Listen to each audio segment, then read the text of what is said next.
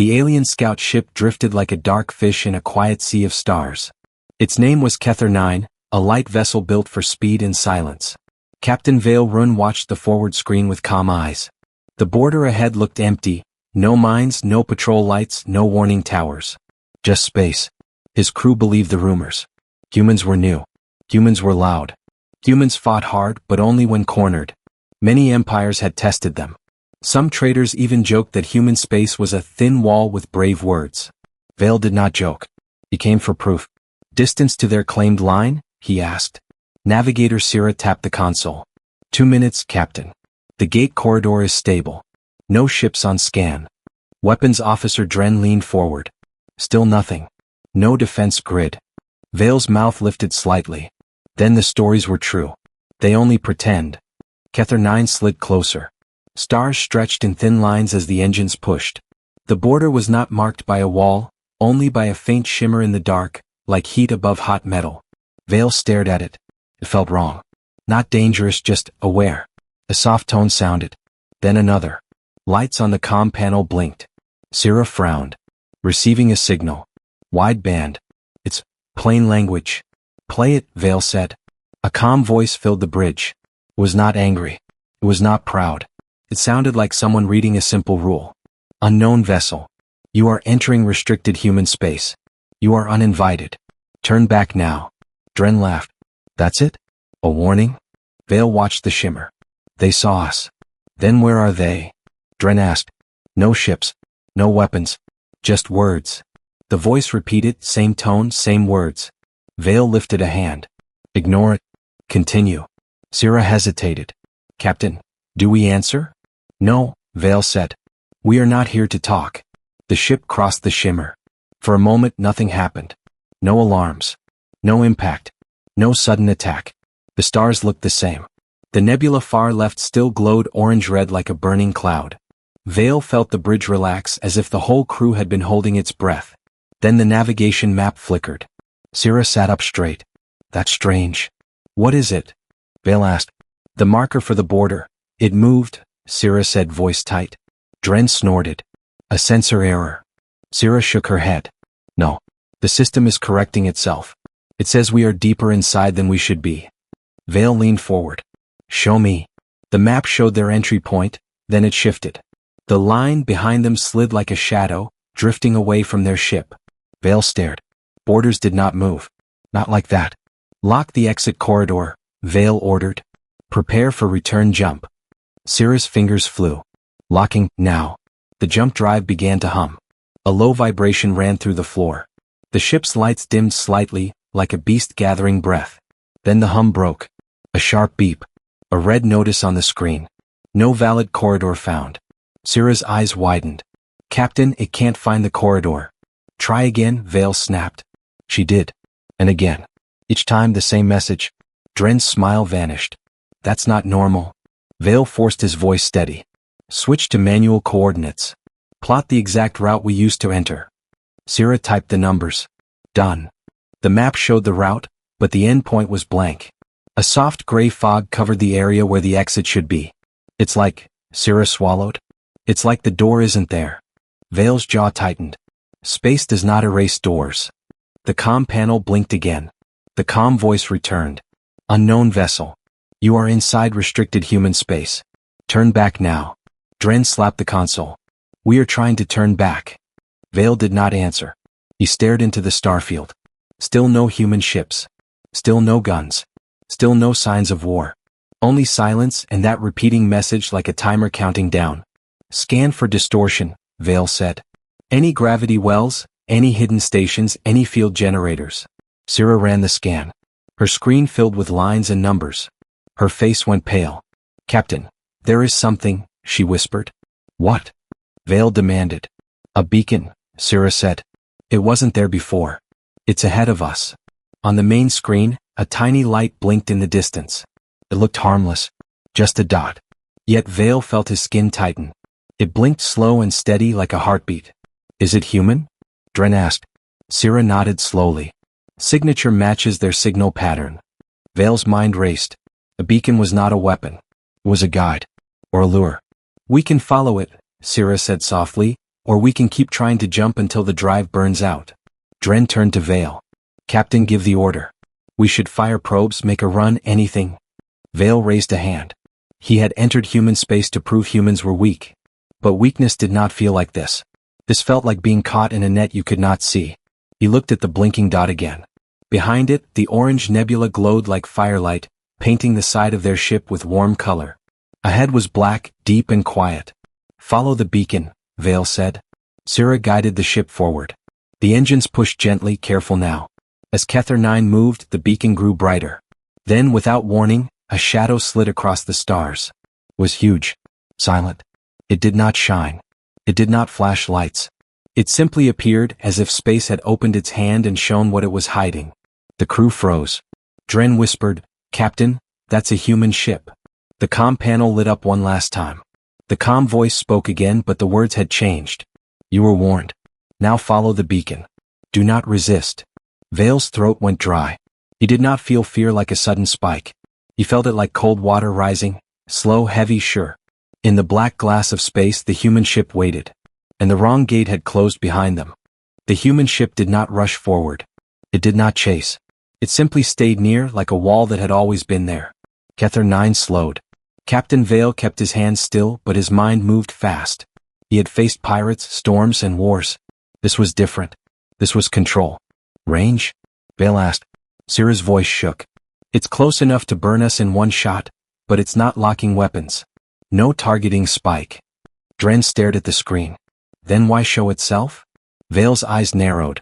To make sure we understand we are caught. The beacon blinked ahead. One steady pulse. Like a simple order. Vale pressed the comm, human vessel, identify yourself. Silence. He tried again. We are leaving. Open the exit corridor. The comm voice returned, smooth and cold like a machine made to sound kind. Exit corridor unavailable. You entered uninvited. Follow the beacon for safe processing. Processing? Dren snapped. We are not cargo. Vale lifted a hand, stopping him. No threats, Vale said quietly. Not yet. He turned to Syrah. Show me the border line again. The map appeared. The place where they had entered was still there, yet it was also not there. The area behind them looked normal, but the route refused to form. It was like trying to draw a door on a wall and expecting it to open. Syrah swallowed. Captain, I think the border is not a line. It's a system. It's changing our space lanes. Vale leaned back. A trap that does not look like a trap. Dren's fingers hovered over the weapon's controls. We can still fight. Can we lock on? Vale asked. Dren tried. The targeting circle slid across the human ship, and then broke apart like smoke. The system refused to hold. It was not jammed in a noisy way. It was quiet. Too perfect. No lock, Dren admitted. It's like the ship is not where our sensors say it is. Vale looked at the human craft again. It had no bright colors. No proud markings. Just layers of dark armor and sharp edges, like a moving mountain. Small orange lights glowed along its sides, calm and steady, like eyes that never blinked. Probes, Vale ordered. Launch 2. One toward the beacon. One behind us to find the corridor. Syrah nodded quickly. 2 small probes shot from the hull, tiny sparks in the dark. Their signals appeared on the screen. Probe 1 flew toward the beacon. It moved clean and straight. Probe 2 flew toward the rear, toward the place they had entered. For a few seconds, everything looked normal. Then Probe 2's path curved. It curved gently at first like a ship correcting course. Then it curved more, bending in a wide arc as if an invisible river was pulling it. The probe tried to fight it. Its thrusters fired hard. Still it turned. It looped, and came back. It drifted right past Kether 9 as if it had never left. It was the same probe. Same code. Same signal. Dren's face went stiff. That's impossible. Vale felt his stomach tighten. Space is being shaped. Syrah whispered, like roads. Like channels. Vale understood. Humans were not blocking the exit with armor. They were changing the rules of travel itself. You could fly all you wanted, but the paths would never lead out. Captain, Syrah said, Probe 1 is reaching the beacon. On the screen, Probe 1 neared the blinking dot. As it did, a faint structure appeared, thin lines of light in a wide circle, like a ring made of pure geometry. The beacon sat at its center, calm and inviting. Syrah's hands trembled. It's a gate. Vale watched carefully. The ring was not a physical tunnel. It was a pattern in space. A machine that did not need walls. Probe 1 passed through. Its signal flickered. The data stream warped. For one breath, the probe's location read as everywhere. Then the signal went dead. Dren cursed under his breath. It deleted the probe. The calm voice returned at once, as if it had been waiting for that moment. Do not test the gate. Follow the beacon. Your ship will remain intact if you comply. Vale's eyes hardened. So that's their processing. He did not like the word, but he liked the silence behind it even less. Humans were not shouting or boasting. They sounded like a law that did not care what you felt. Vale turned to Dren. If we fire, what happens? Dren looked at the human ship. We can try. But we can't lock. We would be firing blind. And if we hit? Vale asked. Dren hesitated. Then they will stop being polite. Vale nodded once. We will not give them an excuse. Syrah glanced at him. Captain, are humans really this strong? Vale answered honestly. Not stronger. Smarter. He looked again at the moving border on the map. He realized something that made him colder inside. This system was not built for one ship. It was built for fleets. Which meant humans had already faced fleets. Vale pressed the comm again, keeping his voice steady. Human vessel. We request diplomatic contact. We did not come to start war. The response came immediately. Diplomacy requires invitation. Follow the beacon. You will be heard after containment. Containment. Vale hated that word more than processing. He leaned closer to Syrah. If we follow, where does it lead? Syrah pointed. The beacon path is a straight corridor. It's not drifting. It's carved. Vale watched the blinking light. It was not a lure. It was a road cut into space. A road made by humans. All right, Vale said. Take us in slow. No sudden moves. No weapons power spikes. Keep shields neutral. Dren's eyes widened. Captain, you're really going into their gate? Vale's voice stayed calm. We entered uninvited. We are no longer choosing the rules. We are choosing the least deadly option. Kether 9 moved forward. The human ship matched the pace, keeping a perfect distance, like a silent shepherd. As they approached, the ring grew huge. Lines of light formed a circle wider than cities. The beacon blinked at its center, patient. Syrah's voice dropped to a whisper. Captain, I'm detecting other signals. From where? Vale asked. Syrah zoomed in. Far beyond the ring, faint shapes floated, ships. Not human. Different designs.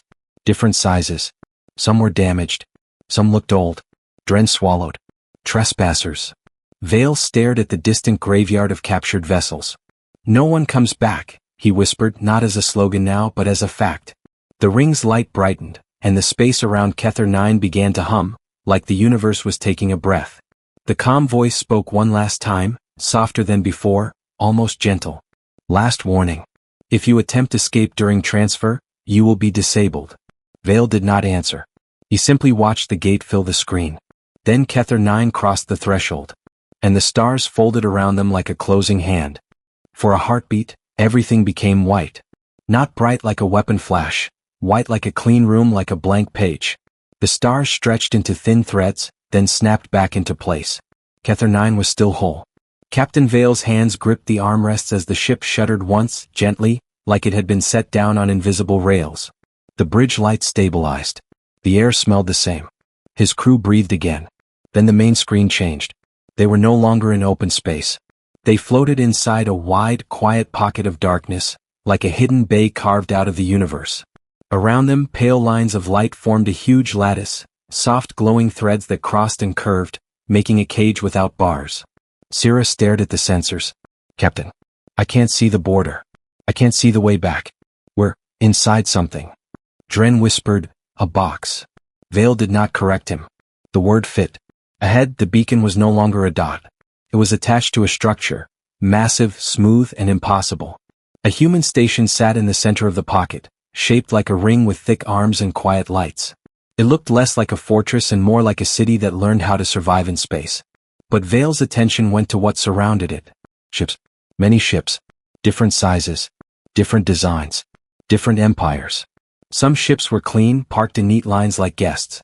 Others were scarred and broken, held in place by glowing clamps. A few were half open, as if their hulls had been cut and rebuilt. Syrah's voice turned thin. These are not human ships. Vale's eyes narrowed. How many? Syrah's hands moved fast. At least 80 in sensor range. Maybe more behind the station. Pity. Vale felt cold settle in his chest. This was not a simple border patrol. This was a system. A machine that had been used many times. The calm voice returned, now closer and clearer, like it came from inside the bridge. Welcome to Human Containment Zone 12. Remain calm. Keep your crew seated. Do not power weapons. Docking will begin. Dren snapped, we didn't agree to docking. Vale held up a hand. We also didn't agree to being trapped. Control your voice. Dren clenched his jaw, but he nodded. Kether 9 moved forward on its own. Not pulled roughly. Not dragged. Guided. Like a leaf floating down a quiet river. Syrah tried the controls. Captain, engines respond, but our course is locked. We can't turn. Vale leaned forward. So they can steer us without touching us. He watched the station grow in the window. Its lights were warm, not harsh. Orange glows like sunrise ran along its edges. Small human craft drifted around it like patient insects, silent and disciplined. Dren's voice dropped. Why are they so calm? Vale answered without looking away. Because they are not scared. As they got closer, a shape moved near the station, something huge, darker than the dark. It was the same shadow ship from before, now sitting still like a guard animal that did not need a leash. Kether 9 slipped into a docking lane. Thin lines of light appeared around the hull, scanning it from nose to tail. The ship vibrated softly as if the space itself was reading their bones. Syrah's screen filled with warnings. They are inside our systems. Not hacking, more like asking our systems questions and getting answers. Vale's voice sharpened. Can you block them? Syrah tried. Her fingers flew. Nothing changed. No. Every time I put up a firewall, it politely steps around it.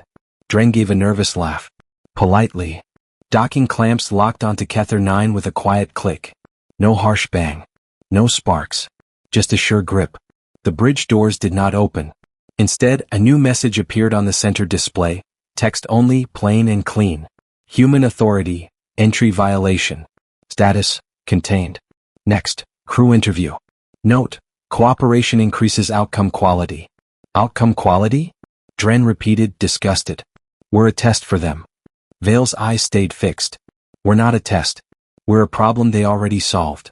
A soft chime sounded. A camera lens unfolded from the ceiling, pointing down at the bridge. It did not blink. It simply watched. Then the comm opened by itself. A human face appeared on the screen. Not armored. Not monstrous. Not angry. A woman, middle-aged, calm eyes, short dark hair pulled back. She wore a simple uniform with a small symbol on the chest, 2 lines crossing like a gate.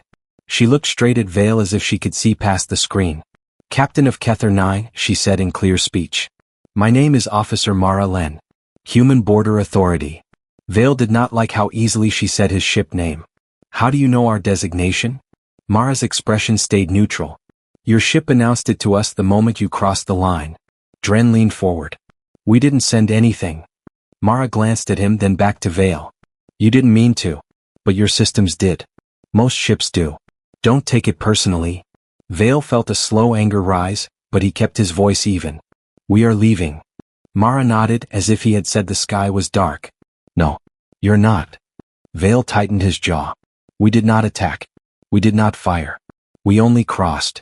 Mara's eyes did not change. You crossed uninvited. That is the offense. Vale forced the question out. What happens to us? Mara spoke gently, like explaining rules to a child. That depends. Some crews go home. Some do not. Syrah swallowed. Dren's hands balled into fists. Vale asked, why? Mara paused for a beat. Because your intent matters. And because your leader's history matters. Vale's pulse quickened. You know our leaders? Mara tapped her console.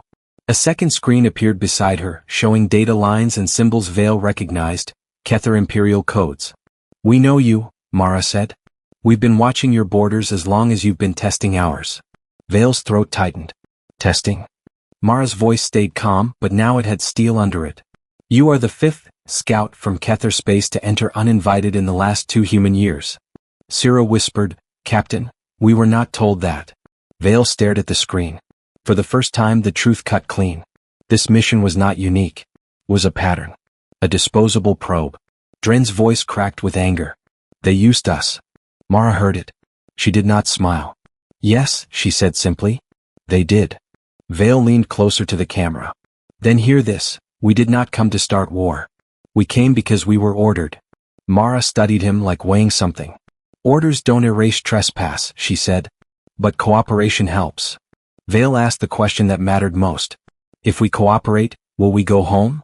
Mara's gaze did not move. Maybe. Vale hated that word. Maybe is not good enough.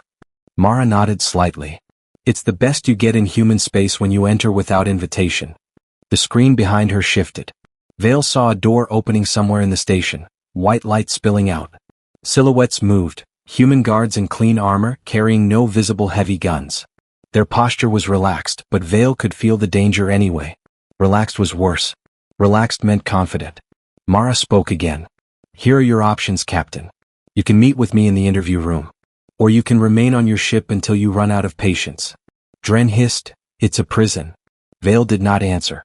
He looked at his crew, at Syrah's fear, at Dren's anger. He realized something else too.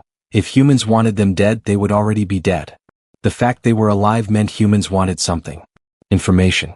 Proof. A message. Vale stood. I will come.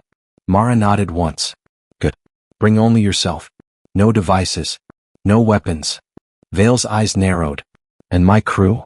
They will be safe, Mara said. If they remain safe.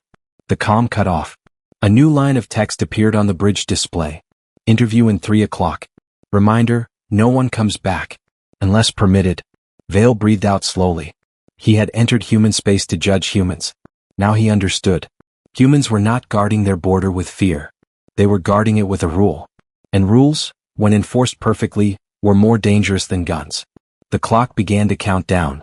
03:00, 02:59, 02:58, and somewhere inside the station the interview room door waited open.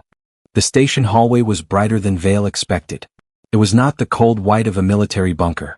It was a soft light, like morning inside a clean home. The floor was smooth and silent under his boots. The air smelled filtered and neutral. No oil, no smoke, no fear. 2 human guards walked on each side of him. They carried short tools, not rifles. Their helmets were open. Their faces were calm, almost bored, as if escorting trespassers was normal work. Vale hated that most of all. He tried to remember every turn, every door, every camera. But the hall curved in a way that made it hard to count steps. There were no signs, no maps, no windows. Only gentle lights and quiet doors that opened just before they reached them. At the end, one door slid aside without a sound. Inside was a small room with a single table and 2 chairs. One wall was clear glass. Behind it was darkness. Vale could not tell if it was a window or a screen. Officer Mara Len sat already, hands folded, a cup of water near her. Captain Vale, she said like greeting a guest. Sit. Vale sat. His back stayed straight. His eyes never left her. Mara pointed to the water. Drink if you want. It's safe. Vale did not touch it.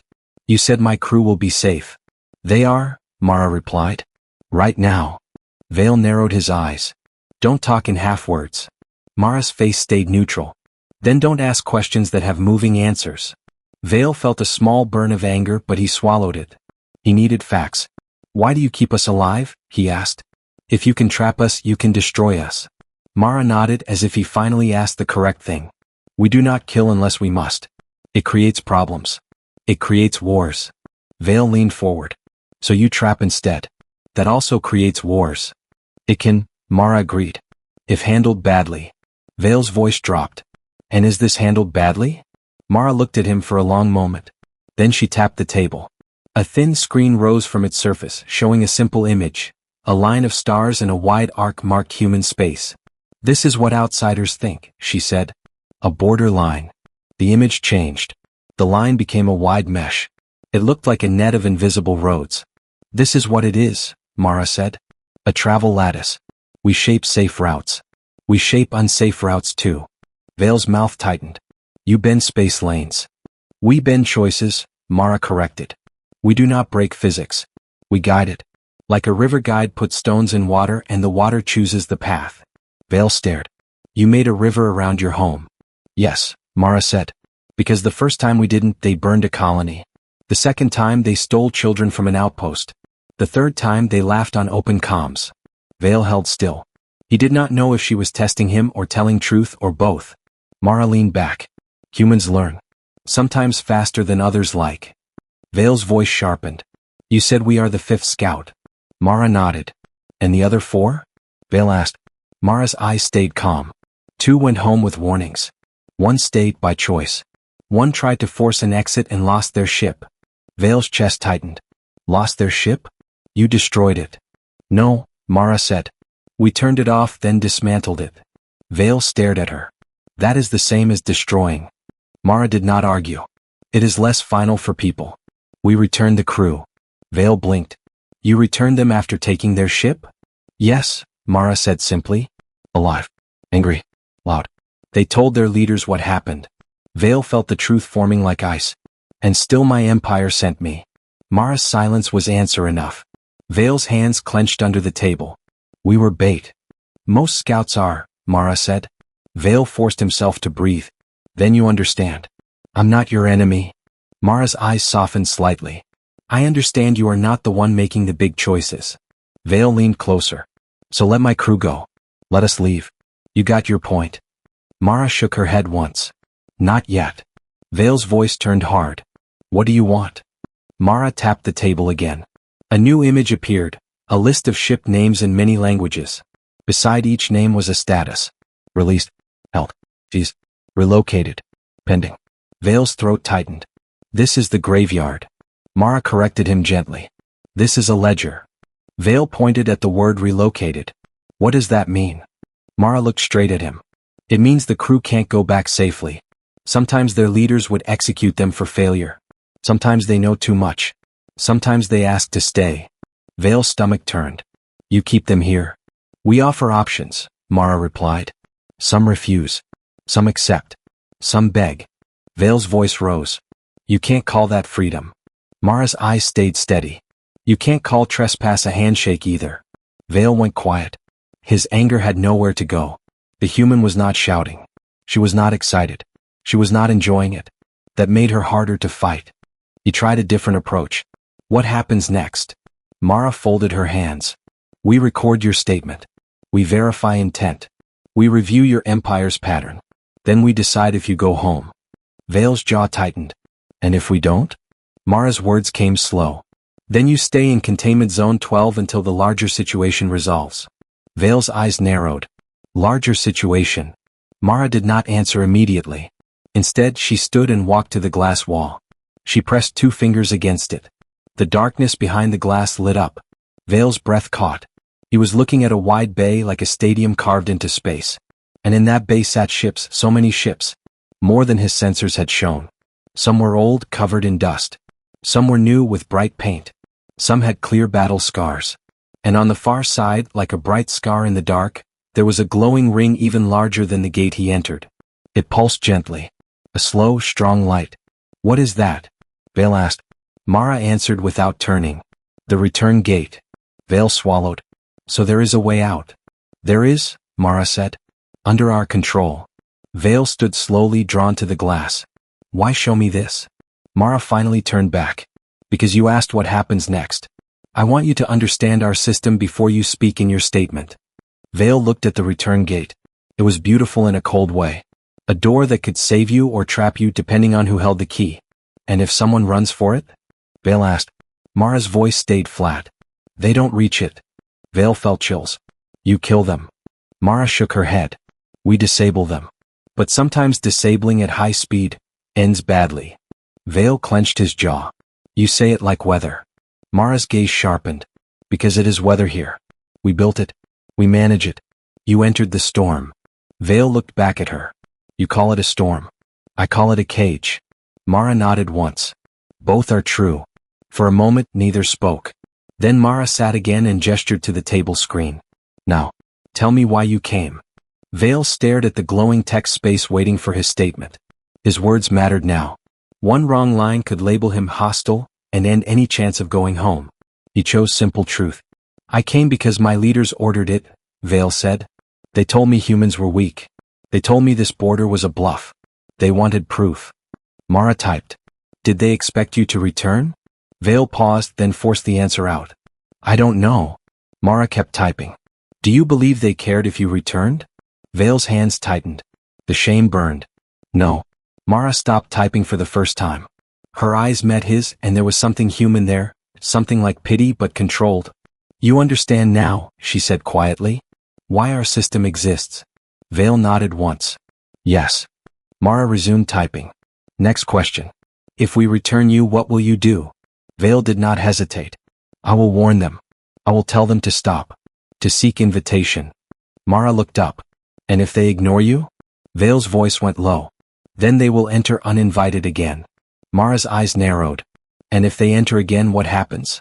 Vale glanced at the return gate behind the glass. His throat tightened. He answered softly. They don't come back. Mara held his gaze. Unless permitted. Vale's jaw clenched. Unless permitted. Mara leaned forward. Captain Vale, your empire is not the only one. We see patterns. We see buildups. We see fleets moving. Vale's heart thumped once. A fleet is coming. Mara did not deny it. A fleet may be testing our borders soon. Vale felt fear return, not for himself now, but for the scale of what was coming. If his empire sent a war fleet, humans would not panic. They would simply close the door. And a trapped fleet would do desperate things. Vale swallowed. If a fleet comes, will you trap them too? Mara's voice was calm as stone. Yes. Vale's eyes widened. That will start a war. Mara stared at him. A war starts when someone decides rules don't matter. We just make sure they feel the result. Vale's mind raced. Then let me send a message. Let me warn them before they cross. Mara paused. For the first time she hesitated. Then she said, we may allow one message. Vale leaned forward. May. Mara's eyes were sharp now. If your message is honest. If it is not a trick. And if you accept the cost. Vale's voice turned cautious. What cost? Mara's answer was simple. If you warn them, you become a witness. And witnesses don't always go home. Vale went still. He understood the trap inside the offer. If he spoke, his leaders might call him traitor. If he stayed silent, a fleet might enter and die inside the net. He looked at the return gate again. It pulsed slowly like a heartbeat. Then Vale made a choice and his voice came out steady. Let me send the message, he said. Mara watched him for a long moment, weighing him like a judge. Finally she nodded. All right. She tapped the table. A new screen rose, showing a blank comm window. Keep it short, Mara said. Keep it clear. Tell them the truth. Vale stared at the empty space where his words would go, words that could save lives or end his own future. His fingers hovered over the input. And behind the glass, the return gate kept pulsing, calm and patient, like a door that only opened when humans decided it should.